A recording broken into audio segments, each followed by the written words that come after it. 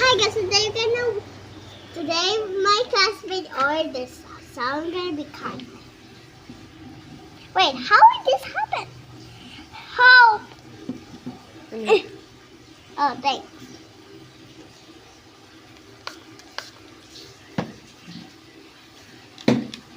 We need this ingredient.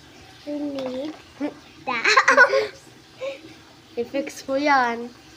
He wants. No, she wants 4. What? One. She ordered so many. Why? I don't know. Don't forget the ingredients. Oh. Wow! What did you do? I just broke your chest. I'm sorry for breaking your tape. Then, alcohol it. Ting! What do you want to say to your classmate? Classmate, here's yours. Oh.